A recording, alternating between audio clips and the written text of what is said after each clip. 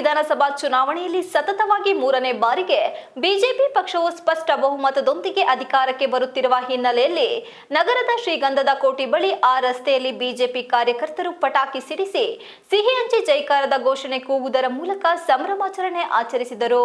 ಇದೇ ವೇಳೆ ಹುಡಾ ಮಾಜಿ ಅಧ್ಯಕ್ಷ ನವಿಲೆ ಅಣ್ಣಪ್ಪ ಮಾಧ್ಯಮದೊಂದಿಗೆ ಮಾತನಾಡಿ, ಹರಿಯಾಣದಲ್ಲಿ ನಡೆದ ವಿಧಾನಸಭಾ ಚುನಾವಣೆಯಲ್ಲಿ ಸತತವಾಗಿ 3ನೇ ಬಾರಿಗೆ ಬಿಜೆಪಿ ಜಯಬೇರಿಕೆ ದೇಶದ ಪ್ರಧಾನಿ ನರೇಂದ್ರ ಮೋದಿ ಪಾರ್ಟಿಯ ಕಾರ್ಯಕರ್ತರ ಅಪಾರ ಶ್ರಮ ಹಾಗೂ ಕೊಡುಗೆಗಳನ್ನು ನಾವು ಇಂದು ನೆನಪಿಸಿಕೊಳ್ಳಬೇಕಾಗುತ್ತದೆ. ಮಾಧ್ಯಮಗಳು ಸಮೀಕ್ಷೆಯನ್ನು ಬಿಡುಗಡೆ ಮಾಡಿದ್ದರೂ ಅದೆಲ್ಲವೂ ತಲೆಕೆಳಗಾಗಿ ಬಿಜೆಪಿ ಜಯಗಳಿಸಿದೆ. ಎಲ್ಲರ ಸಮೀಕ್ಷೆ ಮೀರಿ ಇವತ್ತು ಹರಿಯಾಣ ನಮ್ಮ ಪಕ್ಷದ ಪರ ಇರುವುದಾಗಿ ಹೇಳಿದರು.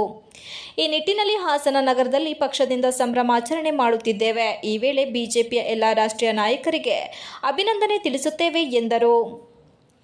ಬಿಜೆಪಿ ಜಿಲ್ಲಾ ಪ್ರಧಾನ ಕಾರ್ಯದರ್ಶಿ ಅಮಿತ್ ಶೆಟ್ಟಿ ಮಾತನಾಡಿ, ಅಭೂತಪೂರ್ವ ಫಲಿತಾಂಶವನ್ನು ಭಾರತೀಯ ಜನತಾ ಪಾರ್ಟಿ ಪಡೆದುಕೊಂಡಿದ್ದು ಬಿಜೆಪಿ ಹೀನಾಯ ಸೋಲು ಎಂದು ಮಾಧ್ಯಮದಲ್ಲಿ ನಾವು ಕಂಡಿದ್ದೇವೆ. ಈಗ ಅದನ್ನು ಮೀರಿಸಿ ಬಿಜೆಪಿ ಪಕ್ಷ ಹರಿಯಾಣದಲ್ಲಿ ಬಂದಿದೆ.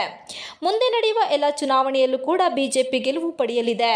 ಜಮ್ಮು ಮತ್ತು ಕಾಶ್ಮೀರ ಕೂಡ ಬಿಜೆಪಿಗೆ ಉತ್ತಮ ಫಲಿತಾಂಶ ನರೇಂದ್ರ ಮೋದಿ ನೇತೃತ್ವದಲ್ಲಿ ಬಂದಿದೆ ಎಂದು ಹೇಳುವುದಕ್ಕೆ ಸಂತೋಷವಾಗಿದೆ ಎಂದರು.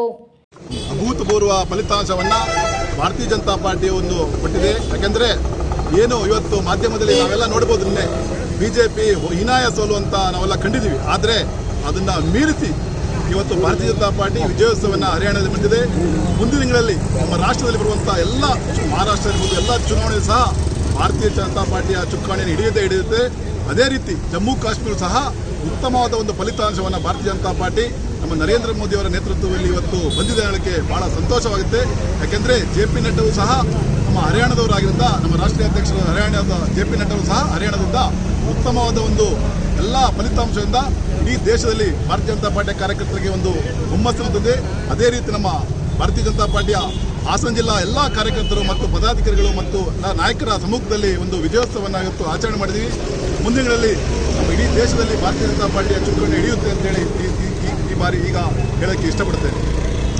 ಹರಿಯಾಣದಲ್ಲಿ 3ನೇ ಬಾರಿಗೆ ಹ್ಯಾಟ್ರಿಕ್ ಅನ್ನು ಸಾಧನೆ ಮಾಡಿರ್ತಕ್ಕಂಥದ್ದು ನರೇಂದ್ರ ಮೋದಿ ಅವರ ಭಾರತೀಯ ಜನತಾ ಪಾರ್ಟಿಯ ಕಾರ್ಯಕರ್ತರ ಅಪಾರ ಶ್ರಮ, ಅವರ ಕೊಡುಗೆಯನ್ನು ನಾವು ಇವತ್ತು ಜ್ಞಾಪಕ ಮಾಡ್ಕೋಬೇಕಾಗ್ತದೆ. ವಿಶೇಷವಾಗಿ ಮಾಧ್ಯಮಗಳು ಏನು ಸಮೀಕ್ಷೆಗಳನ್ನು ಬಿಡುಗಡೆ ಮಾಡಿದ್ದು ಆ ಎಲ್ಲ ಸಮೀಕ್ಷೆಗಳು ತಲೆಕೆಳಗಾಗಿ ಇವತ್ತು ಭಾರತೀಯ ಜನತಾ ಪಾರ್ಟಿ ಜಯಬೇರಿಯನ್ನು ಗಳಿಸಿದೆ. ಹಾಗಾಗಿ ಇವತ್ತು ಎಲ್ಲರ ನಿರೀಕ್ಷೆಯನ್ನು, ಎಲ್ಲರ ಸಮೀಕ್ಷೆಯನ್ನು ಮೀರಿ ಇವತ್ತು ಗ್ರೌಂಡ್ ರಿಪೋರ್ಟನ್ನು ಯಾವುದು ಮಾಡಲಿಕ್ಕೆ ಸಾಧ್ಯ ಆಗ್ತಿದ್ದಿಲ್ಲ.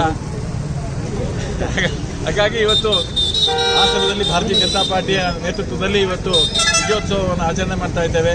ಹಾಗಾಗಿ ಹರಿಯಾಣದ ಬಿಜೆಪಿ ಎಲ್ಲ ಕಾರ್ಯಕರ್ತರಿಗೆ, ಪ್ರಮುಖರಿಗೆ, ನಾಯಕರಿಗೆ, ರಾಷ್ಟ್ರೀಯ ನಾಯಕರಿಗೆ ಅಭಿನಂದನೆಯನ್ನು ಸಲ್ಲಿಸ್ತೇವೆ. ಇದೇ ವೇಳೆ ಬಿಜೆಪಿ ನಗರಾಧ್ಯಕ್ಷ ಮಂಜುನಾಥ್, ಮುಖಂಡರಾದ ಪ್ರೀತಿವರ್ಧನ್, ಚನ್ನಂಗಿಹಳ್ಳಿ ಶ್ರೀಕಾಂತ್, ಜೀವನ್, ಎಸ್ಟಿ ಮೋರ್ಚಾದ ಜಿಲ್ಲಾಧ್ಯಕ್ಷ BS ರವಿಕುಮಾರ್, ಪ್ರಧಾನ ಕಾರ್ಯದರ್ಶಿ ಕಿರಣ್, ಖಜಾಂಚಿ BS ಮೂರ್ತಿ, ಚನ್ನಕೇಶವ, ವೇದವತಿ, ರಾಜೀವ್, ಗುರು, ಕಾರ್ತಿಕ್ ಇತರರು ಉಪಸ್ಥಿತರಿದ್ದರು. Srinivas, TV46 Malenadu news, Hassan.